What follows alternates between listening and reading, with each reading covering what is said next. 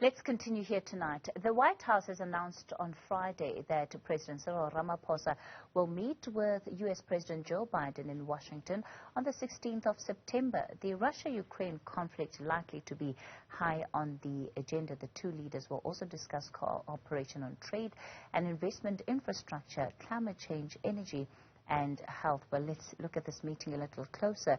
Professor John Stremlauweighs is the visiting professor of international relations at Wits University. He joins us now live. Professor Stremlauweighs, good evening to you. Thanks for your time.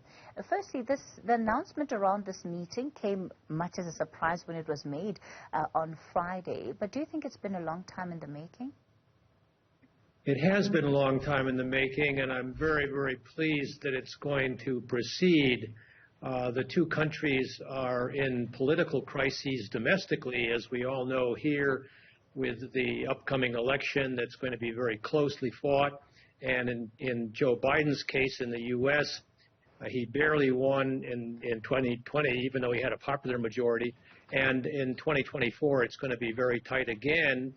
And both democracies are at risk, so they have a lot to talk about.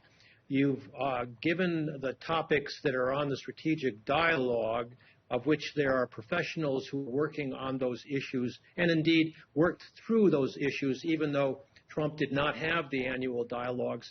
The programs in health and education and infrastructure could be augmented under Biden, but they nevertheless are run by professionals. What is really important to me is that Cyril Ramaphosa and Biden will have an opportunity to talk frankly about issues that really matter to them. And in my interpretation, that really is about governability and the likelihood that the Cyril Ramaphosa faction will prevail here, which would be good for the Americans, and that the Biden-Harris faction will prevail in the U.S., which would be very good for Africa and for South Africa. The last thing you want to have is another Trump back. And then they've got to talk about the secondary effects of the Ukraine crisis, not so much the strategy, but the secondary effects on Africa, which are profound and far-reaching, but also what is Putin about. South Africa has been very clear about aligning itself with Russia in particular where this conflict is concerned, even though it does say that it doesn't support any situations of conflict and war. The U.S. has also spoken about being concerned about Russian influence, particularly within the broader continent of Africa. What do you think is likely to come out of that meeting? And the positioning for South Africa is seen as being a key player on the continent. Well, it is, but we're probably not going to be informed on what they really talked about, which is intelligence sharing.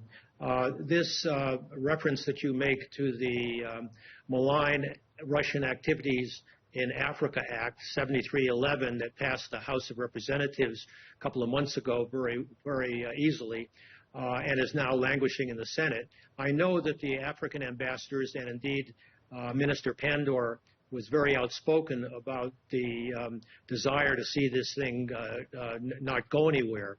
But I think that if Biden and Ramaphosa can talk frankly about U.S. intelligence, don't forget, in the 2016 election that brought Trump to power, the Russians were heavily involved in sowing disinformation, but also sowing other forms of influence. The troll farm in Ghana was apparently sowing disinformation into the U.S. body politic.